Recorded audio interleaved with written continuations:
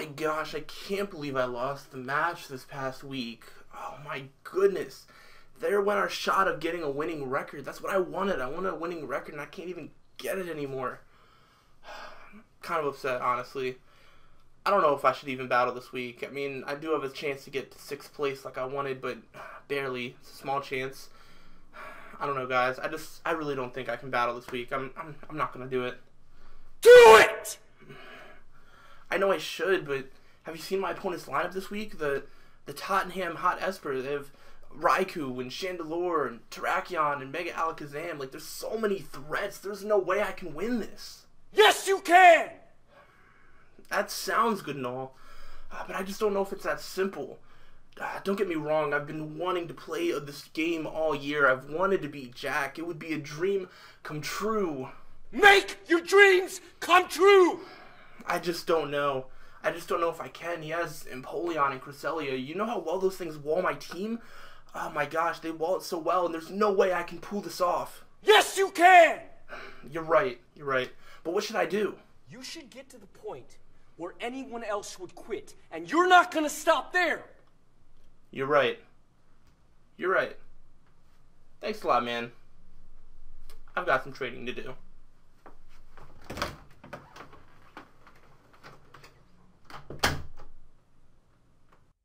Yo guys, it's slyroh. You already know. Welcome to week 11 of the PPL, the Pokemon Premier League. And after getting a little bit of inspiration, should we say, I definitely put in some work, and I am ready to bring you guys this match. I'm ready to bring you guys the team that I'm bringing for the match, as well as the final week of the PPL. Oh no! It is going to be against the Don Fanatic and the Tottenham Hotespurr. I don't know why I struggle so much with that name. I'm so bad at pronouncing that for some reason. But yeah, so whoosh, this is it. This is the final week of the PPL. As it stands going into the week, we are in 7th place with a slight chance to make it to 6th place, the top half of the table, if we get a pretty decisive win, as well as RTK and the Portland Timbers do need to lose.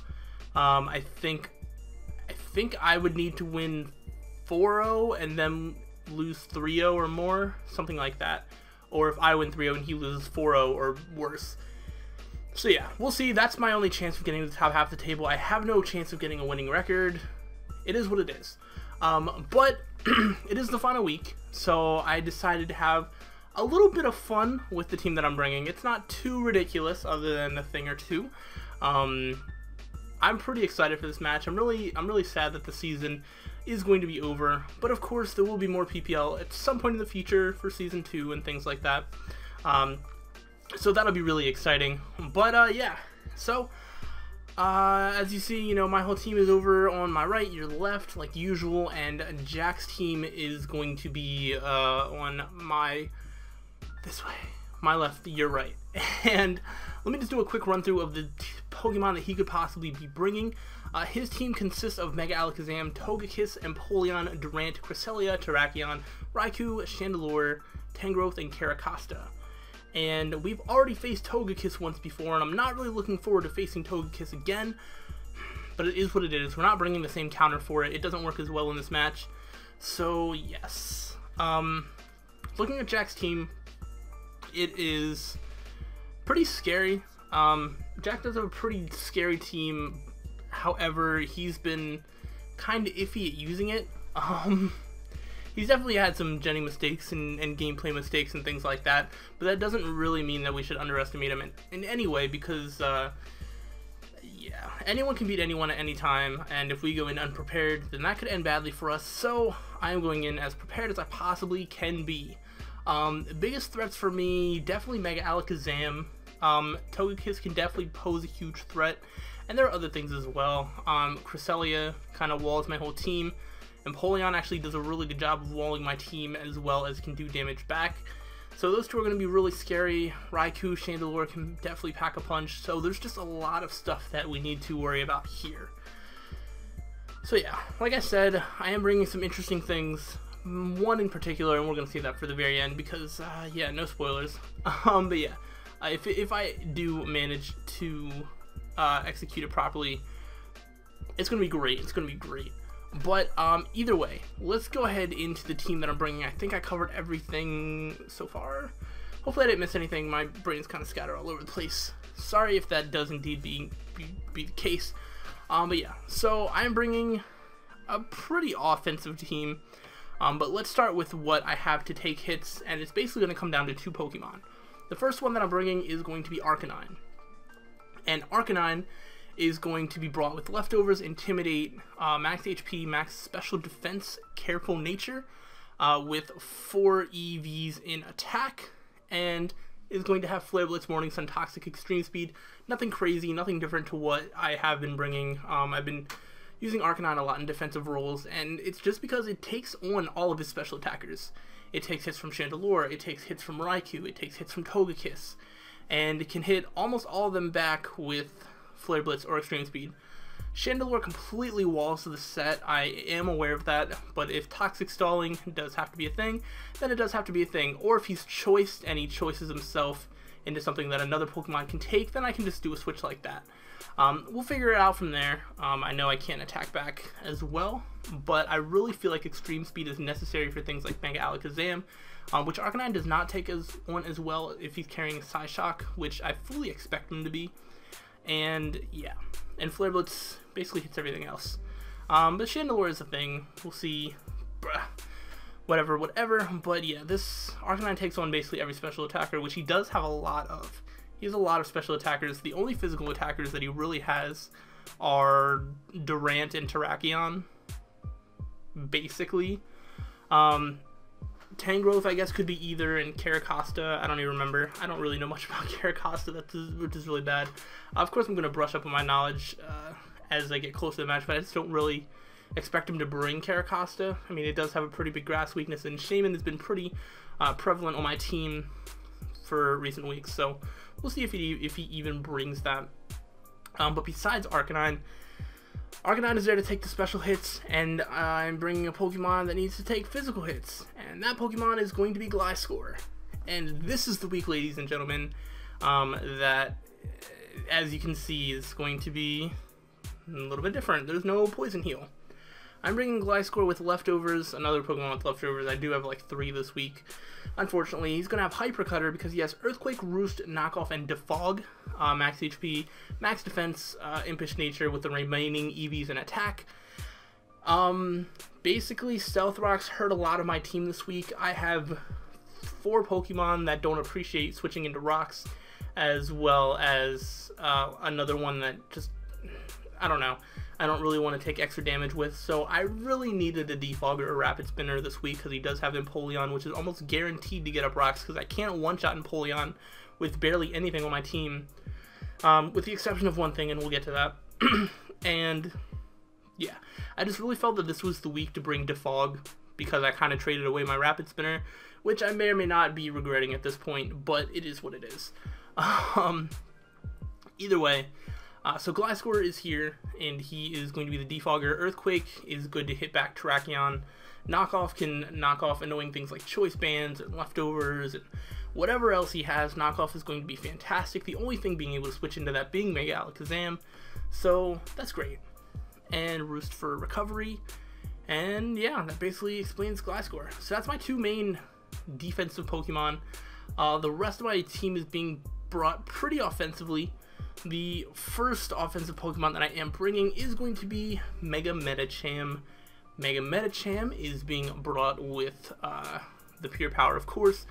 Max Attack, Max Speed, Adamant with the remaining 4 EVs in Special Defense with Drain Punch, Fake Out, Bullet Punch, and Facade. So this set is basically, I don't really know how I was going to finish that sentence, but it basically can punch holes. I can get a free Mega with Fake Out. He doesn't have anything to take it because he doesn't have any Ghost types or anything like that, so I can do a lot of damage coming in with that. The mixture of Fake Out and Bullet Punch actually take out a Mega Alakazam if it doesn't have any defensive or HP investment, which is really good. So yeah, Fake Out Bullet Punch combo is good for that. Drain Punch Okos and Empoleon, as well as hits a lot of his team neutrally. And because of Pure Power, it just does a lot of damage. A mixture of Fake Out, Bullet Punch, Drain Punch just really do hurt. I didn't really feel the need for a 4th coverage move. I didn't find a Pokemon that I didn't already have coverage moves for that Medicham would really benefit from having. So I decided to stick Facade on because, like I said, I would like to actually be able to switch in Medicham on Empoleon. If I can predict him to set up Stealth Rocks with Empoleon, then I'd like to get this thing in. If he does Scald and he burns me, I don't want Mega Medicham to become useless. So I do have Facade for surprise factor more than anything, and I just didn't really need another coverage move. So yeah, I've decided to settle with Facade, and I think it'll do a lot of work. Like I said, I mean, Jack does have some pretty bulky mons, but the only one that really doesn't, or the only one that really can take a hit from Mega Medicham and won't really mind it is going to be the Cresselia. And Cresselia is just annoying, but I do have a Cresselia counter. We'll get to that later. And I guess this is another one that Chandelure can kind of switch into, but he probably won't without until he would see my entire moveset. But yeah, I think Chandelure is going to be a bigger issue than I'm really giving it credit for now that I'm looking at my team, but I think we'll still be able to pull through. Hopefully, we'll see. So that's Mega Medicham. Cool, I know, whatever stuff. The next main offensive threat that I'm bringing is going to be the Kyurem. Kyurem, for some reason, seems to just put in a lot of work. People seem not to prepare for it enough, and they kind of underestimate it as a threat. Kyurem is a ridiculously big threat to a lot of things, and it doesn't hit Jack's team as well as it has other teams, but it puts in enough work to definitely be brought this week. So I'm bringing Scarfed Kyurem with 172 speed EVs and a tip in nature. With that speed, I'm able to outspeed a Mega Alakazam, and I'll outspeed anything that isn't Scarfed. And any like super slow Scarfers, I mean, I could still outspeed, but Jack doesn't really have a lot of like Scarfers, except for, you know, things like Terrakion and Raikou, which already outspeed. He could bring Scarf Chandelure, but I'm pretty sure I can take a hit because I do have 84 HP, EVs and HP. Then I do have max special attacks, so I'm really looking at my team, and I feel like Chandelure could be a problem, but I've already genned my team. Kind of not really looking to change what I have, but yeah, it's interesting. I don't actually know if I can outspeed a Scarf Chandelure. I will have to check that out. I'm going to assume that I can't, unless I had more speed EVs. But we'll work with it. We'll work with it. The moveset that I'm bringing is Ice Beam, Draco Meteor, Earth Power, and Hidden Power Grass. Ice Beam and Draco Meteor are just two really good stab moves. Ice Beam, I believe Oko's a Tangrowth. Earth Power is going to do a lot of work to Raikou, Chandelure. And Ice Beam also hits Togekiss. And I mean, I think Draco Meteor one-shots Mega Alakazam. I could be wrong. And Hidden Power Grass is just there for Caracosta because I didn't have any grass coverage on my team. When I had finished like the team, and I had a different move instead of Hidden Power Grass, realized I had no grass coverage, and I was like, I need to bring Hidden Power Grass on something, and I figured that it would work best on Kyurem. Kyurem can come in on Caracosta. It'll outspeed a Caracosta even if it gets up a Shell Smash, so really not a problem, and I Oko with Hidden Power Grass. So yeah, that's I felt that's pretty easy. That should take care of that. I don't expect Caracosta to come either. I'm kind of expecting his team to look more like Mega Alakazam, Togekiss, Empoleon, Cresselia, Terrakion, Chandelure, or Raikou Chandelure. That'd be a lot of special attack. That would be all special attackers. I don't know. He's probably going to have to leave one of them out. I'm not sure which one he would want to leave out more so than anything else. That's going to be up to him. He could bring all special attackers. He could leave one of them out. But yeah, I'm not really expecting Caracosta or Tangrowth. And I'm really not sure about Durant. I don't really see Durant coming at all either. So he's going to have to leave out one of a big threat of his. He could leave out Cresselia and bring all offense. I'm not entirely sure. We'll see. But there's that. And then, we're coming down to the final two Pokemon. The next one is my Cresselia counter, but it does do other things besides counter Cresselia, and that's going to be Drapion. Drapion, is going to be the third Pokemon that I bring with leftovers. Sorry, just kind of had to happen, and it's being brought with Battle Armor, not Sniper, with Substitute, Sword Stance, Crunch, and Earthquake, Max HP, Max Attack, Adamant, the remaining 4 in Special Defense. With max HP, Cresselia can't break a substitute if it's defensive, if it has no special attack investment. If it's just a defensive Cresselia brought to a wall, it cannot break a substitute that a Drapion has up, which means I can get a substitute, I can get up a Sword Stance, and then I can start doing work on something. Crunch, you know, hurts things like Crunch is basically there for Cresselia, and Earthquake can hit everything else. Crunch could hit Mega Alakazam, technically. Earthquake would hit things like Empoleon, Terrakion, Raikou, Chandelure. So if I'm able to get a hit off, a +2 hit off on any of them, would be great. I also have Battle Armor, that way Cresselia doesn't get like a crit to break my substitute. Things like that. I want to make sure that that stays up and then left over to get some of that health back so I can have the optimal number of substitutes, as many substitutes as I possibly can. And yeah, I think that's going to be good. With this, I might actually be able to take on Chandelure if it's Scarfed. Kind of, maybe. We'll see. I don't know. But this is basically being brought for Cresselia. We'll see how it's used if Jack decides not to bring Cresselia. We'll see. And then we're going to get to my favorite Pokemon I think I've brought all year. All year. If this works out, I think I should win an award for something. But here it is, ladies and gentlemen. Take a look at this beautiful Rotom Fan. Rotom Fan, if you haven't seen already, is being brought with a Choice Band, max HP, max attack adamant, the remaining 4 EVs in defense, with Sucker Punch, Hidden Power Fire, Trick, and Volt Switch. Alright, I love this so much. So, Adamant, Choice Band, and Max Attack Rotom Fan, Sucker Punched, Oko's a Mega Alakazam. So, and I can also switch it in and take any hits from a Mega Alakazam, even if Stealth Rocks are up. So that's cool. And then, if I switch it in and he does a lot of damage, he might be tempted to finish me off.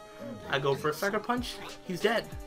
However, if he doesn't bring Mega Alakazam, or Mega Alakazam gets killed by other means, or maybe I already have done the job, what's the point of a Choice Band?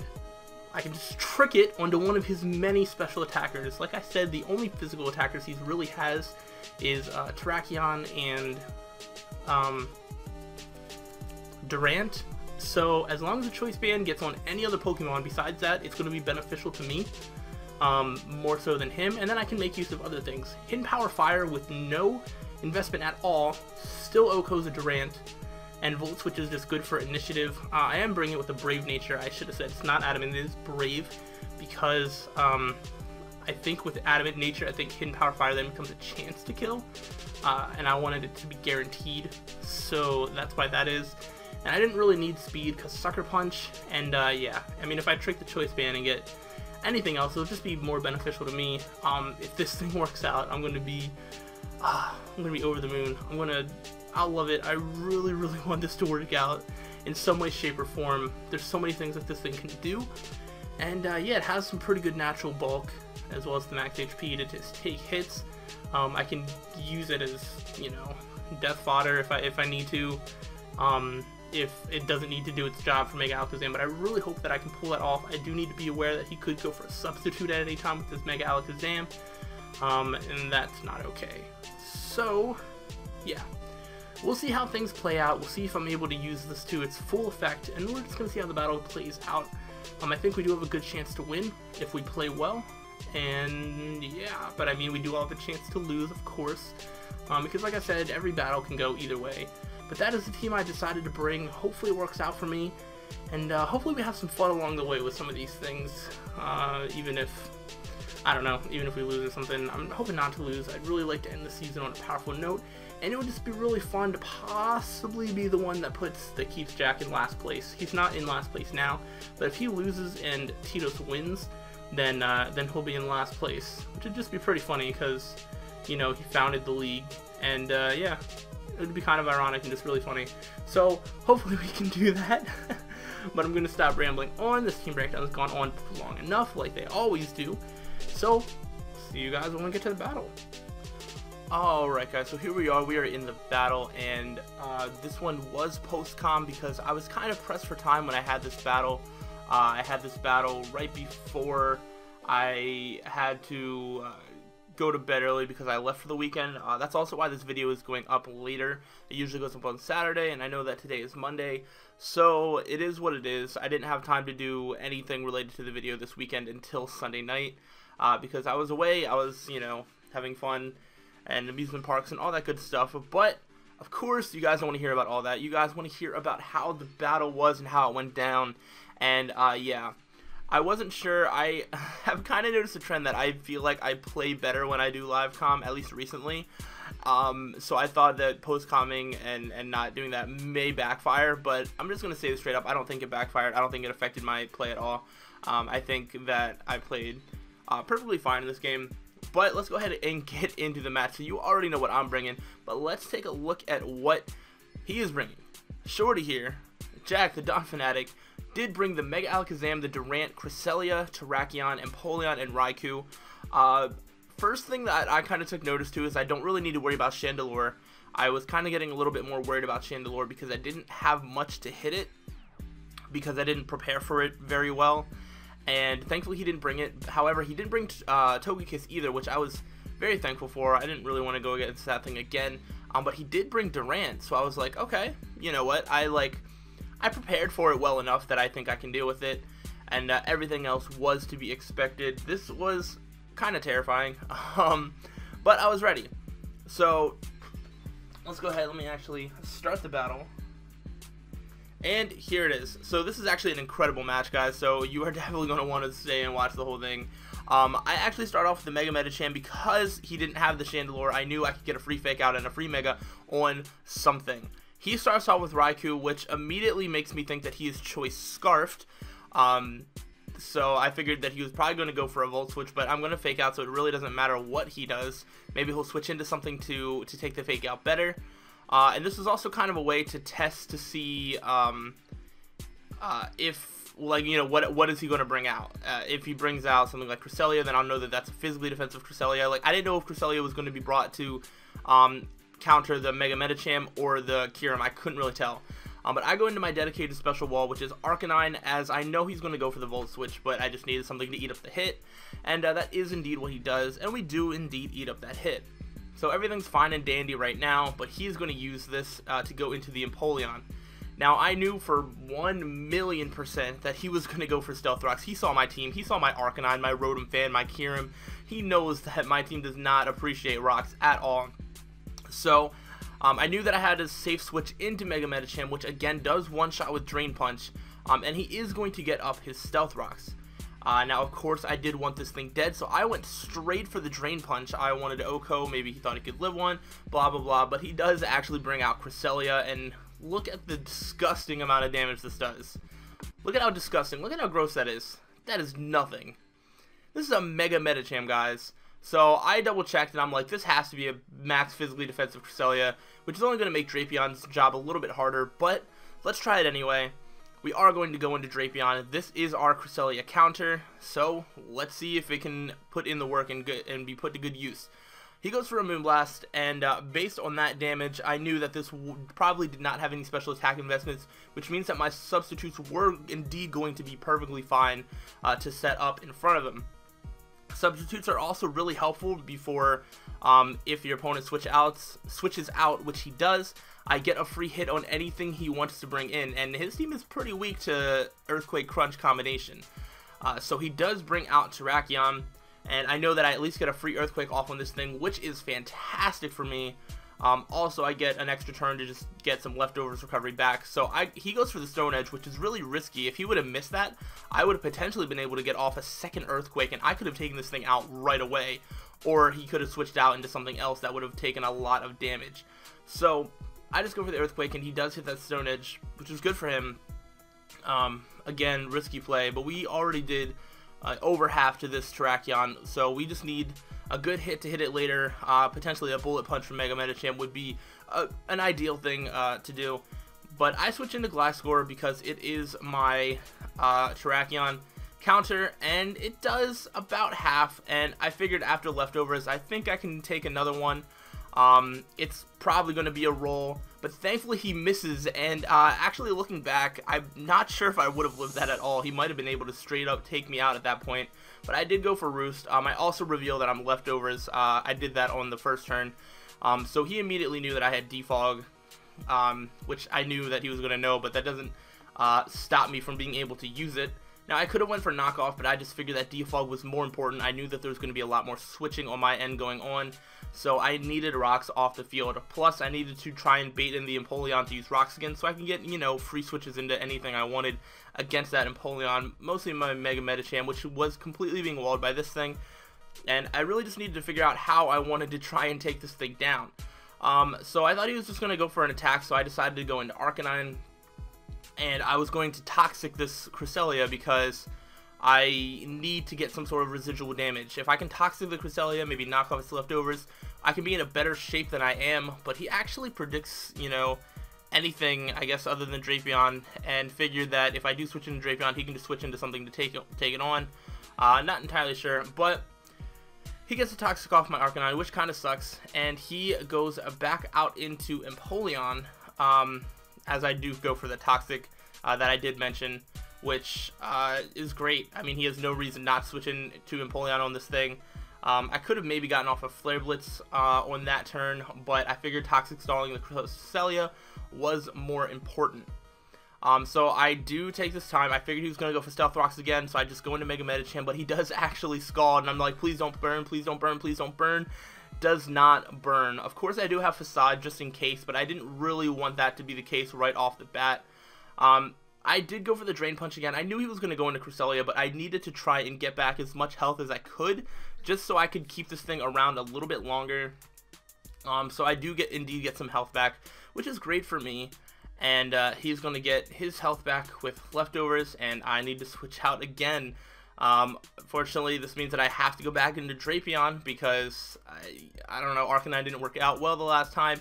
He's probably going to go for an attack, but either way, he actually double switches and goes into the Raikou. So if I would have switched back into Arcanine on that play, it would have been fantastic for me.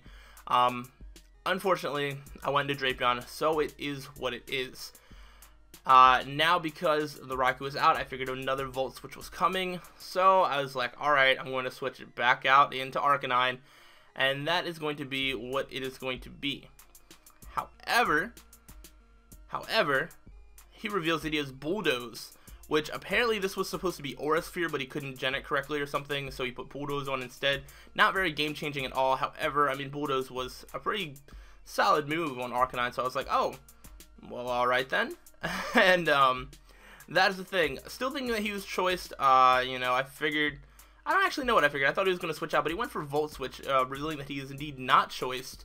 So that's interesting. However, I don't really think that that plays a part of it. Since I thought he was going to hard switch out, I figured that it was safe for me to go for a Flare Blitz. But because I took extra damage from the Volt Switch, as well as recoil damage from this Flare Blitz, I do get the lucky burn, the lucky burn. I'm sitting at really low health with Arcanine. Really low health. And because that Raikou's still alive, that means that if this thing goes down, I have no switch-ins to Raikou at all. Which is not okay. Because you know, that thing could still do a lot of work to my team. I could just, you know, get Kyurem in to kill it. But yeah, I couldn't quite take this thing out with another Flare Blitz. It wasn't worth trying to do like Suicide Leap. Plus, I thought he was just going to go for Stealth Rocks this turn. So I go into Kyurem. I figured this was a safe play for me to get into Kyurem. Know that he was going to go for Stealth Rocks. I get to switch in without having to take Rocks damage. And yeah, Earth Power, I think after the burn, has a slight chance to take out the Empoleon. I would need a high roll, but I figured the Earth Power might take it out. And he actually lives on like 1 HP. Meaning that he gets a free Flash Cannon off, which does a lot to Kyurem, over half, which kind of sucked, but this was a late game sweeping Kyurem. As long as I have some health, that's all that matters. And he does die to burn. Unfortunately, Kyurem does not pick up the kill for that, but it is what it is. The Empoleon's gone, which is fantastic. Now, if I can just get this Cresselia gone, I would be set. Now the Cresselia is in, so unfortunately I do have to keep going back out into Drapion, which I know is becoming repetitive, and he knows that that's what I'm going to switch into, but he decides to just get off some damage. And I was like, you know what?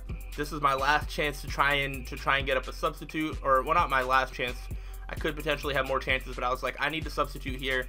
He can't break a substitute with any attack, and if he switches out, then I have a substitute up.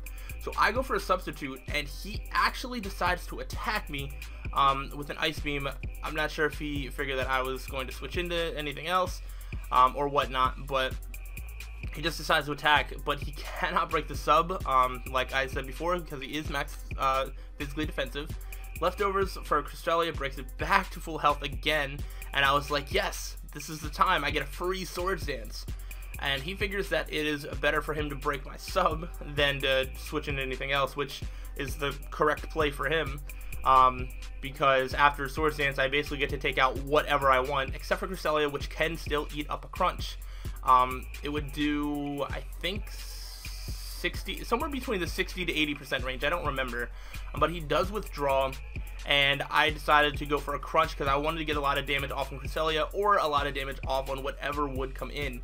And the Raikou comes in. I was a little bit unsure as to why. I thought it could be a lot more helpful for him, but he decided that it was his best thing to sack off, which in hindsight, yeah, I could definitely see that. I don't think it was necessary for the rest of the game, but Drapion does pick up a kill. We get some more leftovers damage, and I'm getting to the point where we could potentially be able to set up another sub. However, he brings in Mega Alakazam. Now, I thought about this play for quite a while. I wanted to switch into Rotom Fan, I really did, but if he went for substitute as I went into Rotom Fan, I probably would have just lost, and I couldn't risk it. I figured that I'd find another way to take down the Cresselia in case he did attack, which he does indeed do. If he would have missed the Focus Blast, that would have been super clutch for me, but he does hit the Focus Blast, which was a risk that I had to take, but it is what it is. Now I get a free switch. I didn't want to free switch into Rotom Fan. He would think that something is up if I brought it in on a clean switch. I can't allow that to happen. So I just brought this in because, like I said, Fake Out Bullet Punch combo has a good chance, well, not a good chance, has like a chance to just straight up take out the Mega Alakazam, but he does just go right back into Cresselia, which at some point I should have really figured he was going to do. Now, after thinking about this for a while, I figured I don't really have anything that can take this on super well, so I'm just going to try and get some damage. Maybe he'll double switch out, something like that, or maybe he'll Toxic whatever I would switch into. So I actually let him Toxic me because, like I said, I have the Facade. The Empoleon's down. I don't need the Drain Punch to be at full power anymore. I just need to do damage to this Cresselia, especially since Drapion's dead. So I let myself get Toxic, and I actually get off a Facade, which is awesome. I was hoping that maybe he would expect me to switch out again and maybe go for double Toxic, but he actually goes for Moonblast, which doesn't take me out, but because of the poison does take me out. So, man, if he didn't go for Moonblast, I could have gotten off another Facade and done a lot of damage to something. But it is what it is, and Mega Medicham is going to go down. However, Cresselia is now at a range where Kyurem can take it out with the Draco, which is what I attempt to do here. I can still live a Stealth Rock switch in. So I do switch in Kyurem, and I figure that I can get a Draco Meteor off on something. Something is taking a lot of damage. He didn't want to let his Cresselia go down yet, so he actually switches into Durant, which I think was his best play. I don't think Durant was very necessary for this match at all. However, it does live a Draco, although barely. That's a resisted hit, so it is what it is. I switch into my dedicated physical wall, which is Gliscor, as well as I know that against Durant I have another free chance to defog. Now he uses Aerial Ace. I forget what he was predicting. I forget what he was predicting, honestly, and I can't really think of it off the top of my head, but he was predicting something. But he does reveal that he's Life Orb, so I was like, alright, he's going to take him out to Life Orb recoil. I get up a Defog. It's awesome. I get Rocks up. I can sweep the Kyurem. So somehow in my mind, I could have sworn that the animation for this move played, but I went for Defog and it failed. I just assumed that the Defog went off, so I was like, yes, Rocks are cleared from the field. I got this. I win. However, that is not what happens. However, let's actually not skip ahead. I figured now was the time to be real. I had to make plays if I wanted to win. So this was the time. this is the time to bring out the Rotom fan. I do take Stealth Rock damage, and he goes for Psychic, the most powerful move that he could possibly go for. And Clutch Balloon Boy lives on 1 HP. I go for the Sucker Punch. I didn't even think about it. I Sucker Punched it, and it took it out. I was so happy that I got that off. Killing this thing meant that I basically had won. I had won the game. In my mind, I had won the game at this point because rocks were off the field. I actually Sucker Punched the Cresselia. Not sure if it was going to attack, but that did more damage than a Mega Medicham did to it, which is pretty funny. And he does actually just decide to take me out, which is fine. And I was like, yes, I win. I go into Kyurem, I Ice Beam, and that's it. I win. And so that's why I go into Kyurem right now. However, rocks are still on the field, so I lost. Here's the thing, and this is a point that I'm going to argue for a while. If I would have brought in the Gliscor, if I had noticed that the defog did not go off and I brought in the Gliscor instead of the Kyurem, what would have happened is I would have went for a defog and he was actually going to go for a Moonlight. At that point, he could outstall me because Draco Meteor from Kyurem did less than half to Cresselia. He could Toxic Stall the rest of my team with Cresselia. So even if I went into Gliscor and I defogged, he still would have won. The battle might have been like 20 minutes longer, but he still would have won. So I think because of just the game mechanics and defog mechanics, because defog didn't go off when the Durant killed itself, that is why I lost. It isn't because I switched into Kyurem instead of Gliscor at the end. It's just because of the Durant killing itself and the defog not going off. So, you saw the end of it there. I actually lost 1-0, which was really, really close. I was able to take out the Cresselia with the knockoff from Gliscor, but regardless of anything, I would have lost regardless of what I went into. Of course, I thought rocks were off the field. That's why I made the switch into Kyurem, or that's why I sent in Kyurem. My heart broke when I saw that rocks were still on the field. I was so confused. But after watching the battle again, and also watching it from his side, there's just no way that I would have won. The only way I would have won is if that Durant wasn't Life Orbed, basically, because then I could have gotten off a defog, and Kyurem would have cleaned up the rest of his team with Ice Beam. Yeah, it would have cleared up the rest of the team. Even if Durant, took out Gliscor, I could have brought in Kyurem. It would have killed Durant. It would have killed Terrakion. It would have killed, Cresselia. So, yeah. Now, yeah, I mean, that's basically it. So at that point, I lost regardless. This was a really, really close match, and it was really well played on both sides. I don't think there's anything specifically that I could have done to, I think I did all the plays that I should have made. There's maybe a couple things that, it's like, oh, I could have been real and expected him to do this, and maybe double switched on him more, but honestly, when you think of the logic of every play I made, I think I played really well. I think my downfall for this week was maybe in the team preparation.